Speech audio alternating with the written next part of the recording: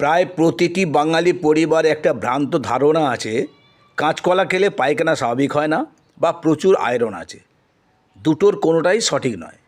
যথেষ্ট খাদ্যাভ্যাস আছে এবং তার কারণে এই গরমে আদর্শ। পর্যাপ্ত আয়রন নয়, পর্যাপ্ত পটাশিয়াম আছে, প্রোটিনও আছে।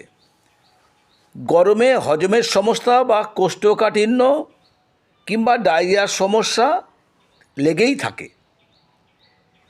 তাই এ সময় কলা যেমন হজমে সহায়তা করে, তেমনি পেটের সমস্যা দূর করে, ডায়রিয়া রোধ করে এবং ব্যাকটেরিয়ার কারণে সংক্রমণ তথা ইনফেকশন প্রতিরোধে সহায়তা করতে পারে।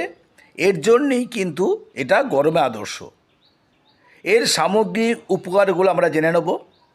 রক্তচাপ কমায়, সুগার কমায়, ওজন কমায়, ডায়রিয়া রোধ করে, সংক্রমণ প্রতিরোধ করে, হজম শক্তি বাড়ায়, পেটের সমস্যা দূর করা সহ নানা রকম সমস্যাকে সমাধান করে। শুধুমাত্র ভর্তা বা ঝোল নয়, এই কাঁচকলাকে দিয়ে অনেক পদ বানানো যায়। কাঁচকলাকে অল্প তেলে রিং ভাজি করা যায়। কোপ্তা তো আমরা করি, কোপ্তা কারি আমরা করি। অনেকে আছেন যারা বড়া তৈরি করেন, চপ তৈরি করেন, কাটলেট তৈরি করেন, ফিঙ্গার তৈরি করেন। আর সাধারণত যেটা সব পরিবারে হয়ে থাকে সেটা হচ্ছে লাইট ঝোল, মিঠে শুক্তো বা তেতো শুক্তো, বলকারি, মশলা ভর্তা, খোসা কাঁচকলার খোসাটাকে ফ্রাই করা যায় খুব সুন্দরভাবে, এবং সর্বোপরি দই পোস্ত করা যায়। এছাড়াও আরও অনেক পদ বানানো যায়। এগুলো আমরা পরবর্তী পর্যায়ে পরবর্তী আলোচনায় রাখব। আজকে আমরা শুধু এটাটাই বললাম যে গরমে কাঁচকলা আদর্শ।